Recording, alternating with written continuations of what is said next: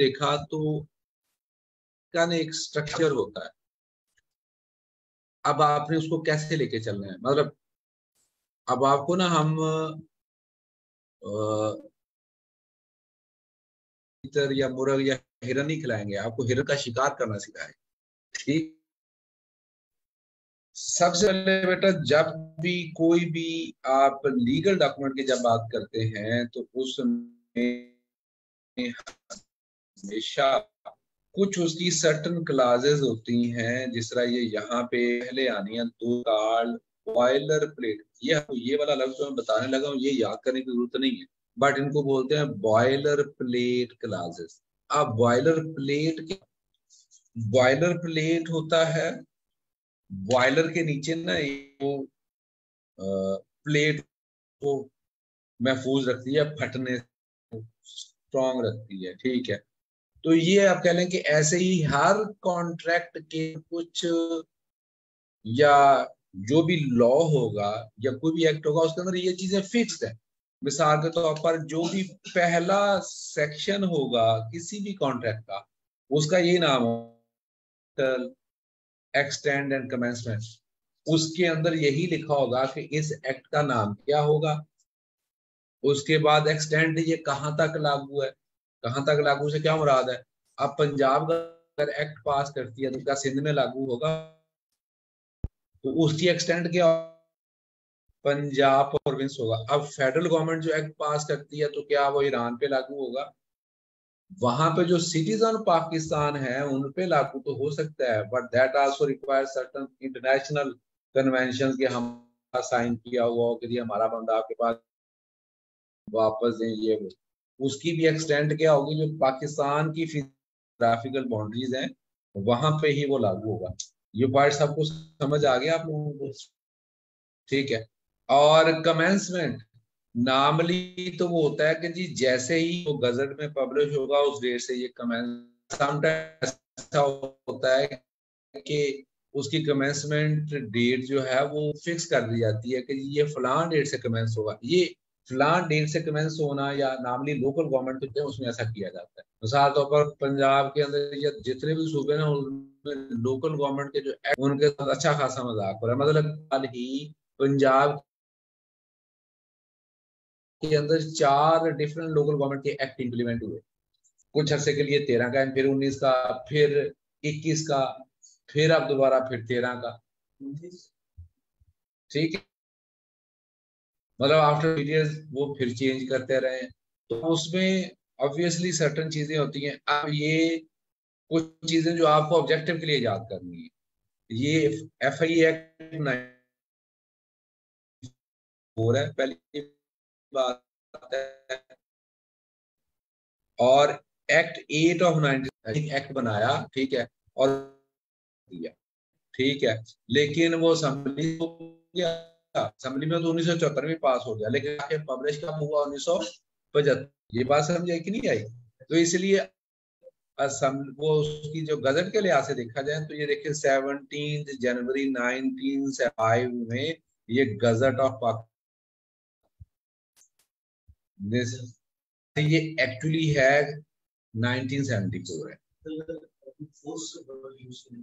हाँ, इन्फोर्स तो वही यही 17 जनवरी 1975 से, जिस दिन गजट में पब्लिश हुआ उसी से। This act may be called the federal investigation agency act 1974। It act whole of Pakistan and apply to all citizen of Pakistan and public servants. अब ये जो दो लफ्ज है, देखिए एक्ट को पढ़ना ना असल में बड़ा मजे का काम होता है। To all citizen of Pakistan का मतलब क्या है, पाकिस्तान का सिटीजन वो कहीं पे भी होगा उस पर ये लॉ एप्लीकेबल होगा। अच्छा, अब what is meant by public servant. Public servant से क्या मुराद है। अच्छा, अब ये जो लॉ के अंदर कोई भी चीज जो ऐसी है उसको हम ऐसे ही हम वो नहीं कर सकते जी ये अंडरस्टूड है बात। हर चीज को क्या किया जाता है, डिफाइन किया जाता है। अब मिसाल के तौर पर सिविल सर्वेंट और पब्लिक सर्वेंट में क्या फर्क होता है।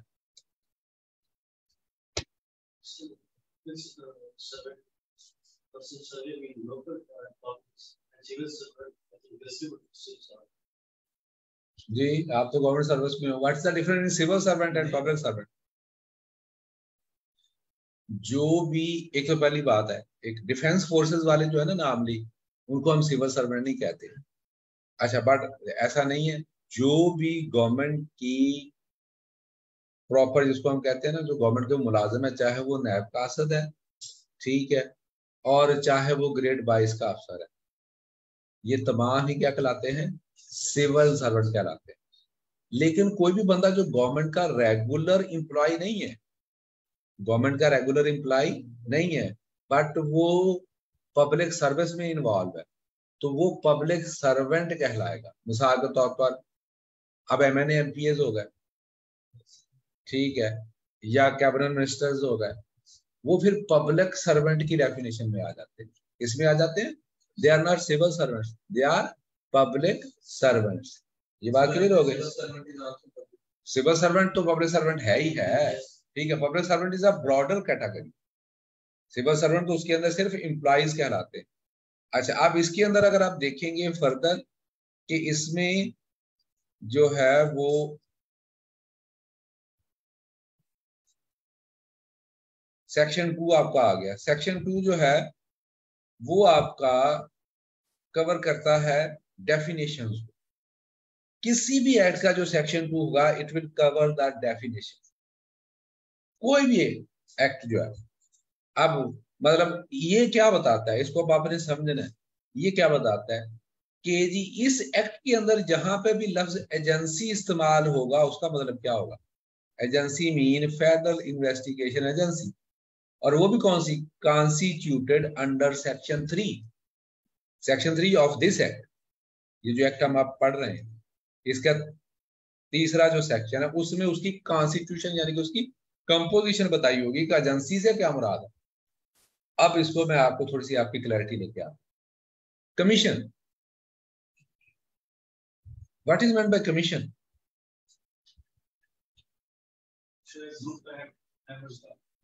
किसी भी चीज को परफॉर्म करने के लिए, ठीक है, लेकिन इस कमीशन को हम डिफाइन कैसे करेंगे? अगर वो फेडरल पब्लिक सर्विस कमीशन है, तो उसकी definition federal public service commission के एक्ट में गिवन है। अगर वो पंजाब पब्लिक सर्विस कमीशन है, उस कमीशन से क्या मुराद है कि कितने मेंबर्स होंगे, उसका चेयरमैन क्या होगा। अगर वो कंपटीशन कमीशन है, तो वो उसके एक्ट में गिवन होगा।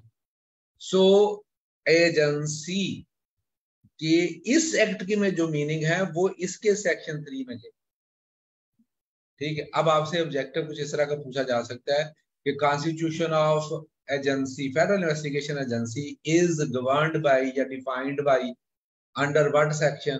तो आप बोलेंगे सेक्शन 3। वो आगे सेक्शन 3 में डिटेल उसकी कॉन्स्टिट्यूशन कंपोजिशन गिवन भी है।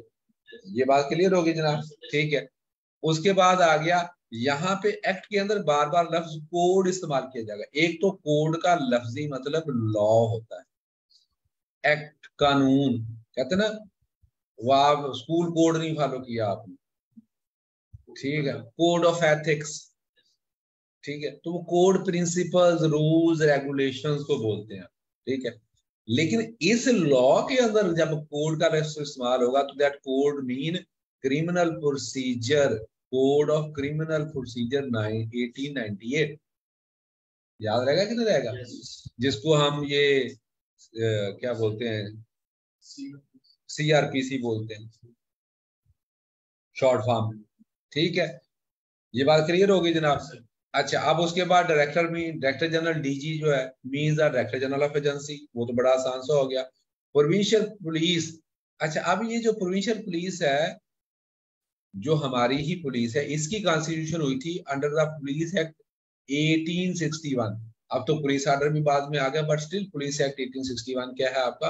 रेलिवेंट है। तो प्रोविंशियल पुलिस मीन्स, ये आपने याद रखना कि ये पुलिस ऑर्डर के तहत नहीं, इस एक्ट के मुताबिक provincial police means a police that was constituted under the Police Act 1861।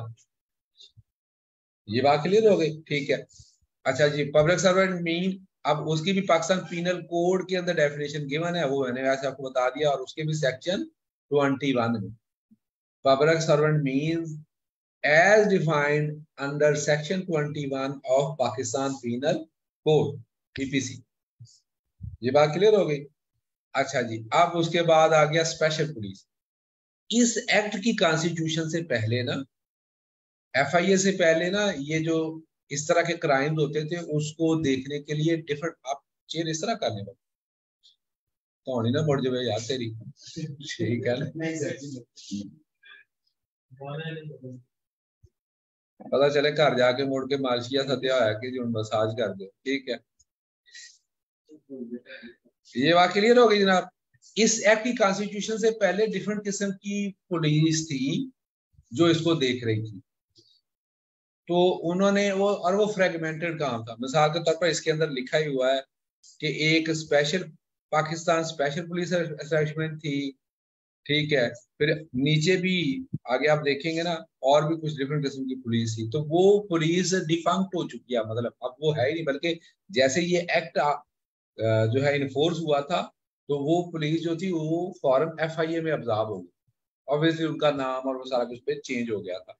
तो ये special police mean Pakistan special police establishment constituted या constitution under the Pakistan special police establishment ordinance 1948, मतलब ये पुरानी चली आ रही थी। फिर उसके बाद नेक्स्ट आ जाता है specified person mean the person who are obtain appointed to post under the provincial police in the position of.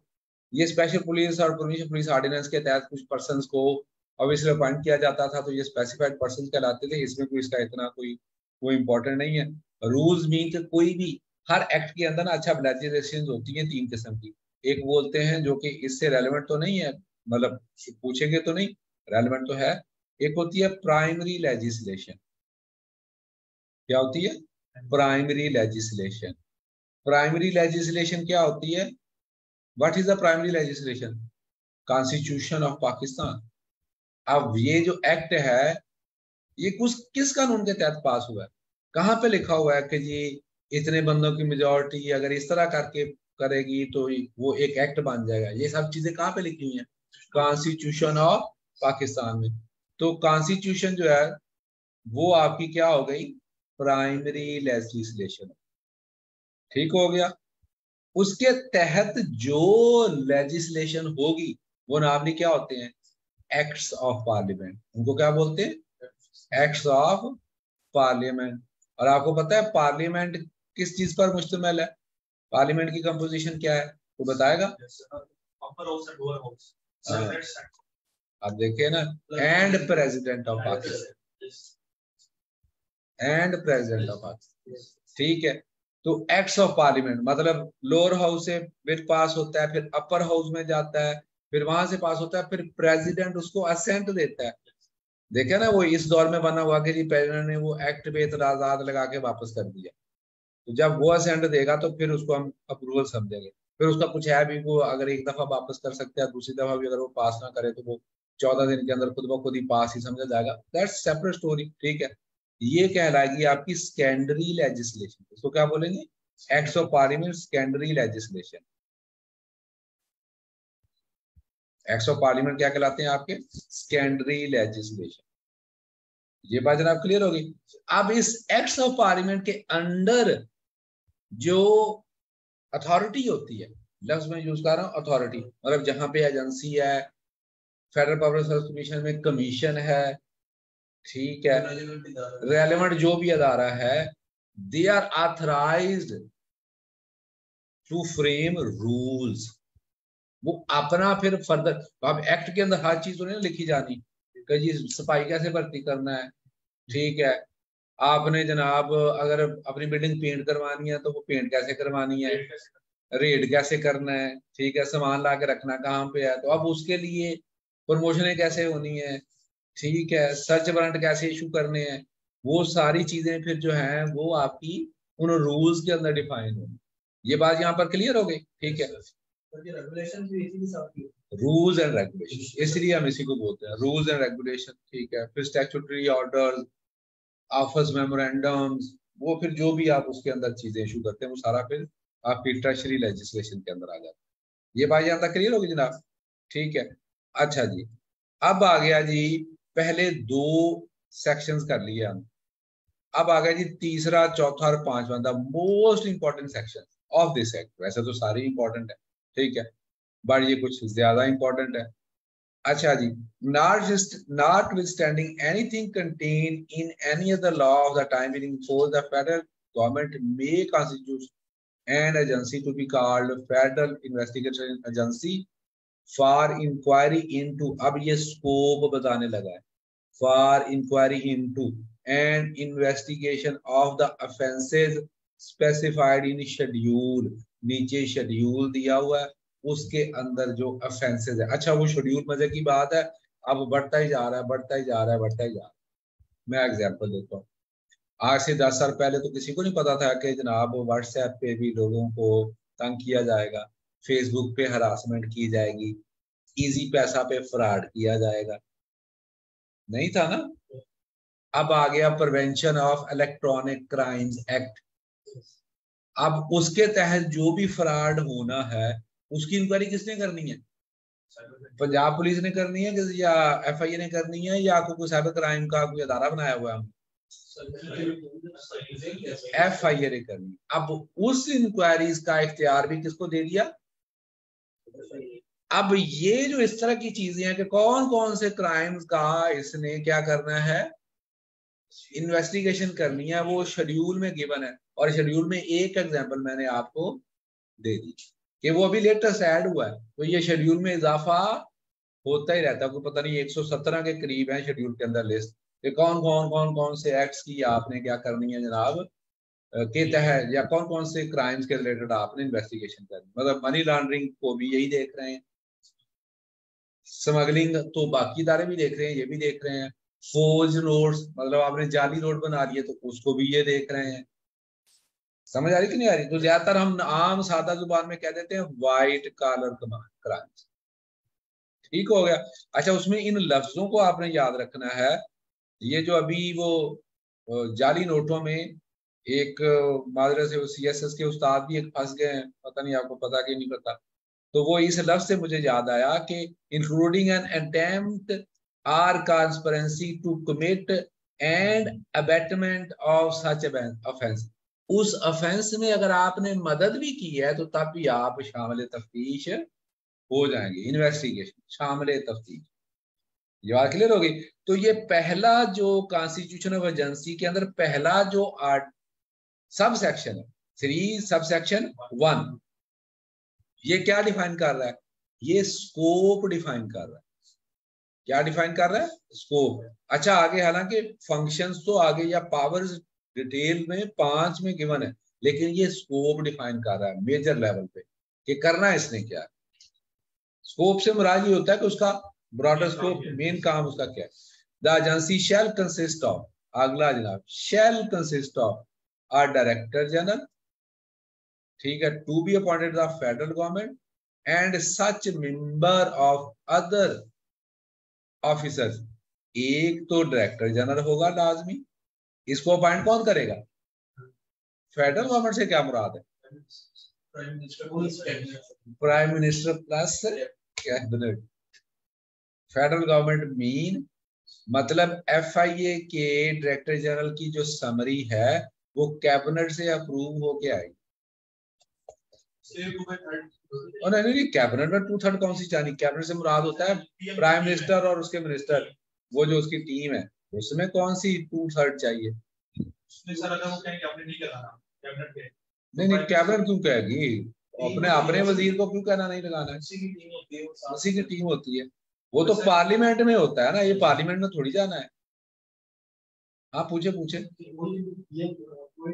Normally ऐसा होता है कि इस तरह के जो केसेस हैं, प्रैक्टिस तो यही होती है, ठीक है, ये पहले यही चलता था, लेकिन हुआ ये कि कुछ 4 साल पहले ना, मुझे एग्जैक्ट डेट नहीं याद, सुप्रीम कोर्ट ने एक डिसीजन पास किया। उसने कहा कि federal government doesn't mean prime minister, federal government means prime minister and the cabinet. इसलिए जहां पे भी कोई ऐसा काम फेडरल गवर्नमेंट ने करना है, तो अब यह है कि ये रूटीन के मैटर्स होते हैं, वो कैबिनेट की मीटिंग होती रहती है, उसमें प्रपोजल आते हैं और वो पास हो जाते हैं। ठीक हो गया। ये बाकी मतलब इवन के हमारी जो ग्रेड 21 to 22 पोस्टिंग होती है ना, वो भी फेडरल गवर्नमेंट ने करनी होती है। तो वो भी कैबिनेट तो उसके पास एवं कार्रवाई होती है। अब प्राइम मिनिस्टर को कैसे इनकार करना है?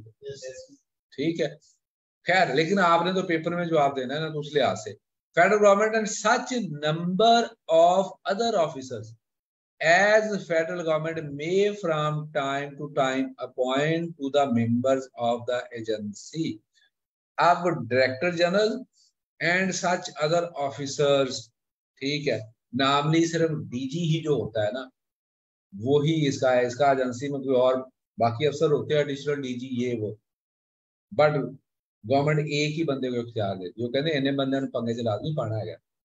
Only DG is the actually custodian या जो सारी चीजों को देखता है। ठीक है, ये बातें यहां तक क्लियर हो गई। तो सेक्शन 3 जो है, इसके अंदर हमने 2 चीजों को देख रहे हैं। सबको अनम्यूट कर दें, मेरा तो ख्याल है अनम्यूट ही है, मुझे तो नहीं पता कोई आप लोगों की आवाज आ रही है तो अनम्यूट ही है सारे। सबको अनम्यूट कर दें तो भाई यहाँ पे खिचड़ी पक जाएगी। अगर आप लोग अपने क्वेश्चन चैट में लिख सकते हैं जी, अनम्यूट नहीं करूंगा। और पीछे फिर किसी के कोई दूध बेचने वाला फिर रहा होता है और कोई गलती से कर लेता है अपने आप को अनम्यूट, तो फिर मैं आपके बाद में क्वेश्चन ले लूंगा आप लोगों से। ठीक है, अच्छा जी, अब उसके बाद आ गया जी 4th, superintendence and administration of the agency. अब ये जो 2 लफ्ज है, सुपरिंटेंडेंस, एक सुपरिटेंडेंट होता है और एक एडमिन अफसर होता है। ठीक है, खैर वो उस तरफ हम कंफ्यूज ना करें। What is the difference in superintendence and administration? इसमें ना जब आप पढ़ेंगे, the superintendence of the agency shall vest in the federal government. इस एजेंसी की ओवरऑल सुपरविजन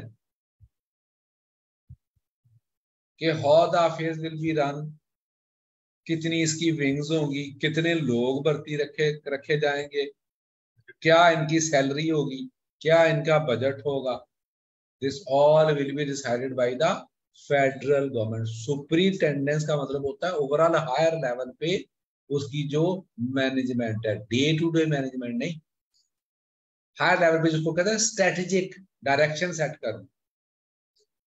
ठीक है, वो once in a blue moon साल में एक आध दफा 5-7 साल बाद कोई गवर्नमेंट को डायरेक्शन पास करती है कि जी अब आप स्ट्रक्चर इस तरह से कर लें या कुछ चेंजेस कर लें या कुछ ऐसा।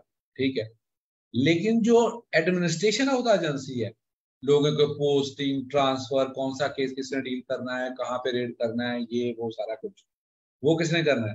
Director general, DG. तो administration will be managed by the director general, superintendence will be by the federal government. ये बात यहां तक क्लियर हो गई। So the superintendent of the agency shall vest, मुझे कॉल रिसीव कर लेना।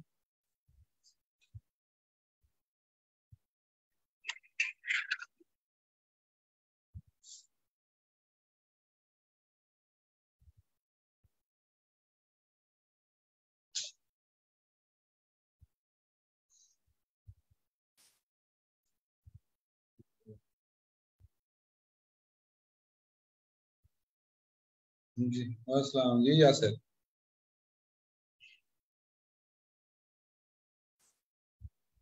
अच्छा, मैं क्लास से अगर मैं करता हूँ।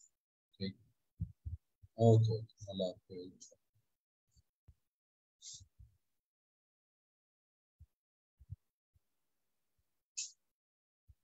चलें, अच्छा जी, अब उसके बाद the administration of the agency shall vest in the director general who shall exercise in respect of the agency such of the powers. और अच्छा, अब वो पावर्स कैसी इन्वेस्ट करेगा, क्या कहते हैं, एक्सरसाइज करेगा।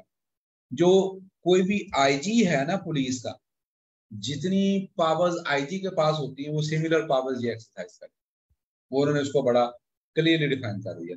बस मैं आपको, ये फाइनेंस वाले हैं ये समझते होंगे कि आईजी एक्स ऑफिशियो सेक्रेटरी होता है अपने डिपार्टमेंट।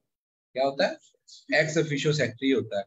मतलब उसने अपने डिपार्टमेंट का बजट भी तैयार करना है, वो अपने डिपार्टमेंट का प्रिंसिपल अकाउंटिंग अफसर भी है, ठीक है, वो सैंक्शन भी दे सकता है, अप्रूवल भी दे सकता है, पोस्टिंग ट्रांसफर भी कर सकता है, सारा कुछ जिस तरह एक डिपार्टमेंट का रेगुलर सेक्रेटरी होता है। तो जो डीजी है वो जिस तरह एक आईजी होता है, एफआई में उसको, और नावली बात मजे की बात बताएं, ये होते भी पीएसपी ऑफिसर ही है, पुलिस सर्विस के अफसर ही होते हैं, ग्रेड 22 के या 21 के ही होते हैं, इधर आईजी लगे होते हैं तो जाके डीजी लग जाते हैं।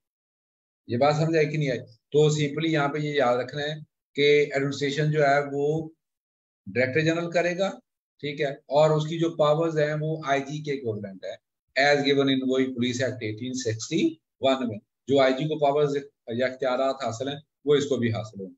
अब उसके बाद आ गया सेक्शन 5 जो कि क्या किस चीज को डील कर रहा है, वो डील कर रहा है इनकी powers of the members of the agency को, कि इनकी पावर्स क्या है जनाब। अब subject to any order which the federal government may make in this behalf, the members of the agency shall, for the purpose of any inquiry or investigation under this act, have throughout Pakistan such powers including, अब ये क्या कुछ कर सकते हैं, पहले sub section में क्या कुछ बताया हुआ है कि रिलेटिंग टू सर्च, ये सर्च कर सकते हैं, arrest of person and seizure of property कर सकते हैं, and such duties, privileges and liabilities as the officers of provincial police have in relation to the investigation of offences under the code or any law।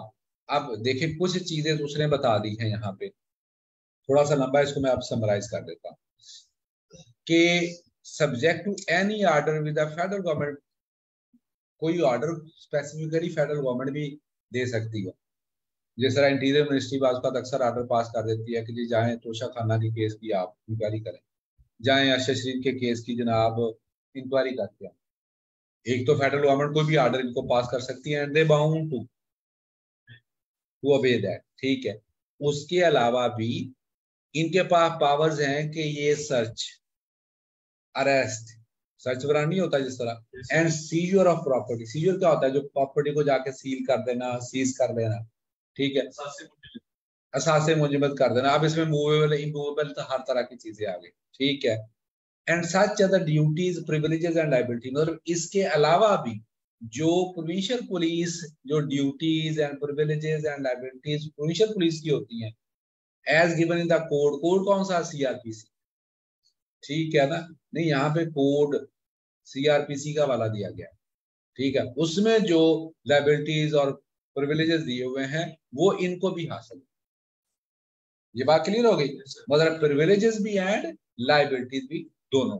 अगला आ गया subject to rules, जो rules इन्होंने issue करने हैं, if any a member of the agency, ये बड़ी important class है सब सेक्शन की, this is very important, subject to rules if any a member of the agency not below the rank of a sub inspector may, for the purpose of an inquiry and investigation under this act, exercise any of the powers of officer in charge of a police station।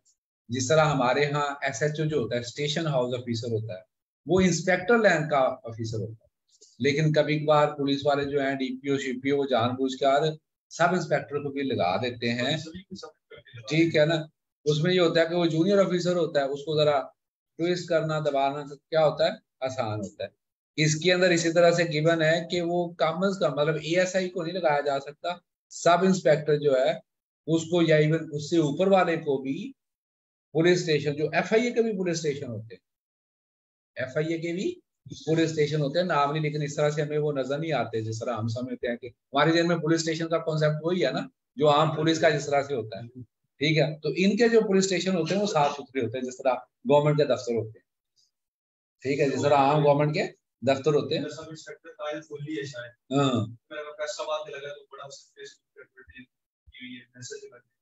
हाँ वो पता नहीं, मैं तो नहीं इसको जानता, लेकिन वो होता है ये वाली चीज, काफी सारे पुलिस डिस्ट्रिक्ट आते हैं एक एसएचओ के, हाँ वो उनका क्योंकि जुरिस्डिक्शन काफी ज्यादा होती है, ठीक है। तो इसको जनाब police station and he is considered, और वो तमाम पावर्स एक्सरसाइज करेगा जो एक ऑफिस इंचार्ज जो है वो कर सकता है। फिर इनके ना आगे भी गिवन है चीजें कि फर्ज किया कोई जो सर्च वारंट है वो एजेंसी के बिहाफ पे या डीजी के बिहाफ पे मिनिमम जो उसका रैंक है वो भी मेरे ख्याल में सब इंस्पेक्टर ही अंदर गिवन है, तो वो जाके सर्च वारंट कर सकता है। उससे नीचे का अफसर जो है वो जाके सर्च वारंट भी नहीं, या वो जो प्रॉपर्टी के जो होते हैं ना, वो नहीं कर सकता। खैर वन बाई वन हम करते जाते हैं। अच्छा, उसके बाद थर्ड जो है विदाउट, यार मैं एक minute,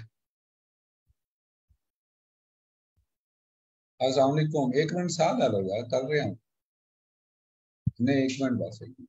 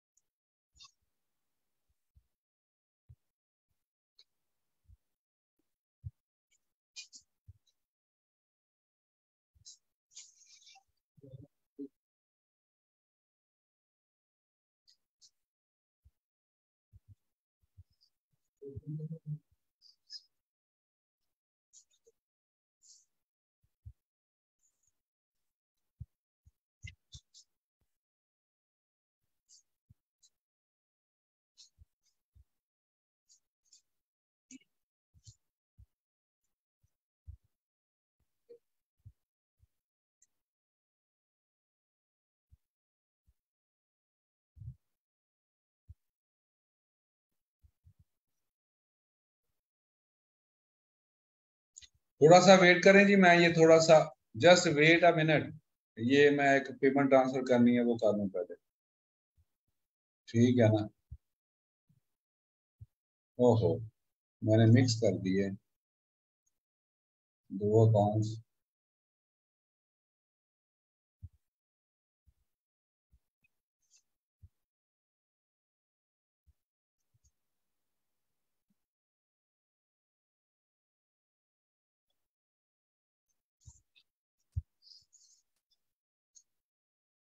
just wait a minute. अच्छा जी, ये कर लूं पहले तो फिर हम करते हैं। बेटा एफआईए का टेस्ट तो 4 महीने तो लग ही जाएंगे। एफआईए वाले बड़े, ये एफपीएससी वाले बड़े तसल्ली से काम करते हैं, सुकून सुकून माहौल है। पीपीएससी जो है वो थोड़ा तेज है, ये तो बहुत तसल्ली से काम करते हैं। मतलब आप जिन्होंने तैयारी नहीं भी की हुई ना, सीएस अपना जनरल पेपर की या वन पेपर की, वो भी इन 4 महीनों के अंदर तैयारी कर सकते हैं। बस बात करने का मकसद ये है कि इतना टाइम आपके पास है कि आप तैयारी कर सकते हैं आराम से।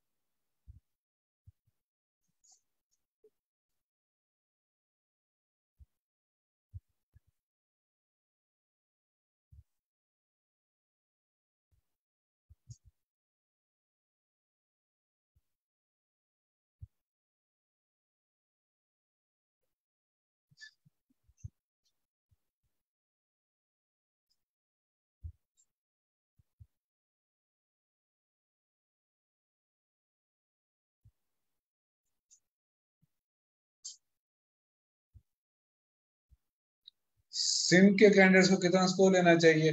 बाकियों से थोड़ा बहुत फर्क होगा, मैं एग्जैक्टली तो नहीं बता सकता, पर कोई इतना तो नहीं होता बस। है पंजाब का 70+ आया है, ठीक है। अब मुझे स्कोर स्कोर तो नहीं याद होते भी इनके क्या हैं, पर वो खैर आपको बेहतर पता होगा। People knowledge better.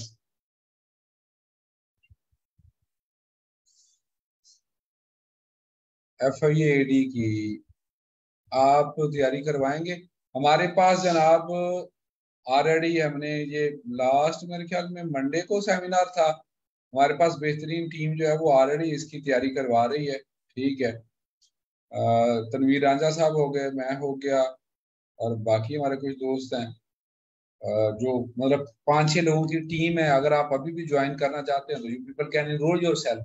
ठीक है, मंडे तक आप मंडे को एनरोल करवा लें। बुक FIA एक्ट के लिए तो बेटा यही आपको, अच्छा मैं इसमें पर्पस तो ये था कि आपको ये चीजें मैं करवा देता हूँ, बाकी हमारी एक और क्लास भी होनी है इस पे, तो जो ऑन कैंपस बैठे हैं बच्चे इनके साथ तो मैं गपशप करता रहूंगा यहाँ पे। आप लोगों को मैं पहले थोड़ा सा एक बता दूं कि आप गूगल पे जो हमारा चैनल है ना, स्टडी रिवर, ठीक है, उस पे FIA एक्ट आप हमारे चैनल पे जाके सर्च करें, FIA एक्ट, तो उस पे ना शॉर्ट वीडियो को 3 से 4 डिटेल में बनी पड़ी है। वैसे तो मैं कोशिश करूंगा कल भी एक लेक्चर इस पर रख लूंगा, क्योंकि ये एक लेक्चर के अंदर सारा जिस तरह से मैं पढ़ा रहा हूँ, it can't be completed with in one lecture. मतलब आप अगर एक एक सब क्लास को आपने डिस्कस करना है तो कोई मुश्किल हो जाता है। खैर, आई गोना जस्ट कंक्लूड, तो एक दो चीजें हम थोड़ी सी और डिस्कस कर लेते हैं। I want to join team with, बेटा ये आप कोऑर्डिनेटर जो है उससे राब्ता कर लीजिएगा। कोऑर्डिनेटर का नंबर है 03101713,000। जो लोग कोई सेशन में ज्वाइन करना चाहते हैं वन पेपर के रिलेटेड, कुछ भी PPSC FPSC या FIA एक्ट का, मतलब FIA की जॉब्स के लिए हम तो प्रॉपर पूरे वन पेपर की तैयारी करवाते हैं। ठीक है, तो आप उनसे इन्फॉर्मेशन ले सकते हैं। ठीक है, अब हम थोड़ा सा इसको फोकस कर लें अपने काम की तरफ। पंजाब के कैंडिडेट का स्कोर यार मुझे नहीं पता। अच्छा 70 बताया बच्चों ने अभी, ठीक है।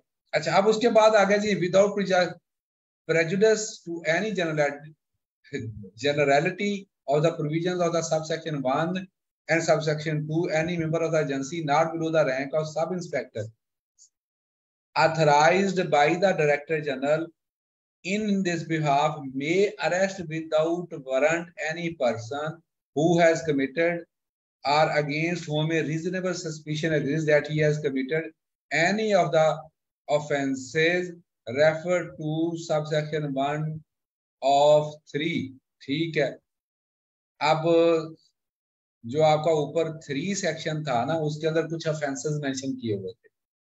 ठीक है, तो उसने बोला है कि किसी भी बंदे को विदाउट अरेस्ट वारंट अरेस्ट करने का इख्तियार भी FIA के पास है, लेकिन उसकी इख्तियार उसका कौन देगा, उसका वो DG देगा, और सब से इंस्पेक्टर से बिलो का बंदा नहीं कर सकता। मतलब मिनिमम कौन सा होना चाहिए, सब इंस्पेक्टर।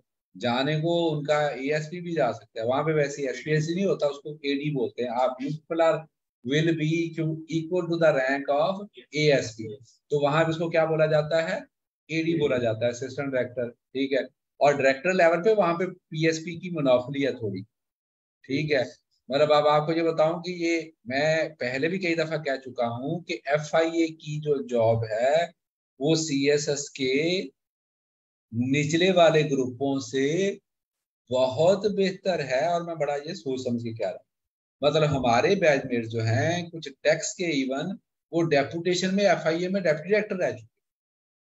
ये मतलब आपको बंदा किसी जगह पे डेपुटेशन में जा रहा है एज ए डेप्यूटी डायरेक्टर, तो कुछ उसको वहां पे चस्का नजर आ रहा है तो जा रहा है ना। ये बात समझ आ रही कि नहीं आ रही। और फिर उसकी जो डायरेक्टर की सीटें उस पर तो अक्सर PSP ही लगे होते। ये थोड़ा सा है कि आप लोगों की प्रमोशन उतनी रैपिड नहीं है जिस तरह के CSSC होती है, बट स्टिल उसमें कुछ 2-4 साल का फर्क आता है, इतना कुछ ज्यादा नहीं आता। ठीक है, तो आपको इन चीजों को ध्यान में रखना है। ठीक है, उसके बाद for the purpose of the exercise by the members of the agency of the powers of office in charge of the police station includes any place declared generally या specifically। अब पुलिस स्टेशन क्या है, कौन declare करेगा को police, ये वाली जगह पुलिस स्टेशन है। अच्छा अब ये बड़ा मजे की बात है, यहाँ पे उन्होंने इस चीज का इख्तियार DG को नहीं दिया। अब उसने अगर कोई नया पुलिस स्टेशन खोलना है ना, इधर तो प्रोविंशियल पुलिस में तो IG बाइख्तियार है, लेकिन यहाँ पे उसने कह दिया है कि जो नया पुलिस स्टेशन बनाना है तो उसकी सेक्शन कौन देगा, फेडरल गवर्नमेंट देगी। नया पुलिस स्टेशन बनाना है उसकी सैंक्शन कौन देगा, इख्तियार कौन देगा, फेडरल गवर्नमेंट देगी। तो इसमें ना जो इंडिपेंडेंस है ना, वैसे तो IG के पास भी कोई इंडिपेंडेंस नहीं होती, लेकिन यहाँ पे फेडरल गवर्नमेंट का कंट्रोल काफी ज्यादा है थ्रू एक्ट ही, मतलब उन्होंने कानूनी तौर पर उस पर बहुत ज्यादा चेक्स रखे हुए। ठीक हो गई। फिर उसके बाद आ गया, if in the opinion of a member of agency conducting an investigation any property with subject matter likely to be remove transferred और otherwise disposed of before the.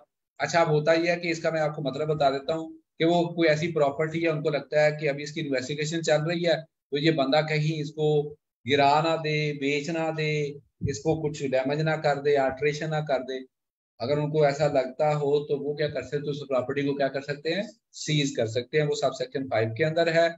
उसके बाद any contravention of an order made under sub section 5 shall be punishable. और अगर क्या करते हैं कि कोई बंदा कॉपरेट नहीं करता और उन्होंने क्या किया है कि प्रॉपर्टी सीज किया लेकिन बंदे ने बेच दी या गिरा दी या कुछ उसमें चेंज कर दी, तो फिर उसको क्या है कि वो जनाब इम्प्रिजनमेंट कर सकते हैं, जो कि फाइन या बोथ हो सकती है। वो यहाँ पे गिवन है। आज के लिए मेरे ख्याल इतना ही काफी है। उन लोगों ने क्लास लेनी, आप लोग पहले बैठे हैं ऑन कैंपस वाले, ऑनलाइन वाले बच्चों, आप लोगों को मैं सिर्फ पांच पांच नहीं 2-3 मिनट्स दे रहा हूँ। यू पीपल कैन अनम्यूट और सिर्फ एफआईए के रिलेटेड या वन पेपर के रिलेटेड जो भी क्वेश्चन करना चाहते हैं आप कर सकते हैं। और कोई सवाल आप पूछना मेरा पास? अस्सलाम वालेकुम सर, क्या हाल है? बस ठीक है, हाँ जी अस्सलाम वालेकुम बेटा। सर। जी जी अच्छा सर, मेरा क्वेश्चन ये था कि मेरा आज पहला दिन है, कि थोड़ा ओवरव्यू दे दें इस पूरे कोर्स के हवाले से। बेटा, ये कोर्स तो जो है उसमें देखिए हमने एक तो पहली बात है इसके अंदर मैथ है, साइंस है, इंग्लिश है, करंट अफेयर पाथ फेयर हो गया, एफआई एक्ट हो गया, और बाकी थोड़ा बहुत जीके जिसको बोलते हैं वो चीजें शामिल हैं। मेजर चीजें यही वाली हैं। इसमें उर्दू शुर्दू नहीं होता। ठीक है। तो सर कोर्स कितने ड्यूरेशन क्या है इसका? डिवीजन जो है वो पेट डिवीजन कोई नहीं है कि जिस तरह आप पीपीएससी में लिखते थे कि 20 इसके 20 इसके। उसके लिए ये है कि आप पुराने पेपर नेट से एक दफा सर्च कर लें तो थोड़ा आपको आइडिया हो जाएगा। मतलब बाज का ऐसा होता है कि वो एफआई एक्ट में से क्वेश्चन बहुत ज्यादा पूछ लेते हैं, मतलब 15-20 पूछ लिए, और कभी होता है कि एक भी नहीं पूछते। तो ये उनकी मर्जी है पेपर बनाने वाले की। तो आपने तैयार करके अच्छी तरह से जाना है। और ये है ही सारे 2 पेज, इसमें ऐसी मुश्किल कौन सी बात है। जी नहीं सर, नेक्स्ट मैं क्लासेस टाइम। की डिवीजन की बात कर रहा हूँ कि ये मतलब कितना ड्यूरेशन की क्लास है। और अच्छा, क्लासेस अ, की बेटा, वो जो क्लासेस है हमारी, मैं उसमें असल में जाना नहीं चाह रहा था क्योंकि वो फिर आप लोगों ने कहना कि जी ये, मैं आपको बता देता हूँ कि ये बेटा हमारी जो क्लासेस हैं, just give me a minute, 3 month का ड्यूरेशन होता है। ठीक है, 3 मंथ ड्यूरेशन है कोर्स का। जी सर। फी जो है वो 22,000 है।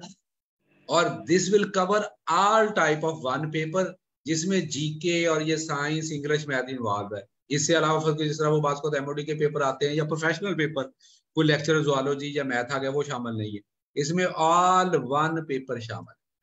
और जो क्लास का टाइमिंग है वो इवनिंग भी है, और जीके आप मॉर्निंग में पढ़ सकते हैं। लेकिन हमारी डेली 2 क्लासेस हो रही होती है, डेली 2 क्लासेस। एक तनवीर रांझा साहब जिसको हम नॉर्मल जीके बोलते हैं, ये मैप शैप और हिस्ट्री इंडियन इस्लामिक बराबरा वो करवा रहे होते हैं, और साथ में फिर दूसरा टीचर एक पढ़ा रहा होता है। क्योंकि कभी साइंस चल रही होती है, कभी कंप्यूटर चल रहा होता है।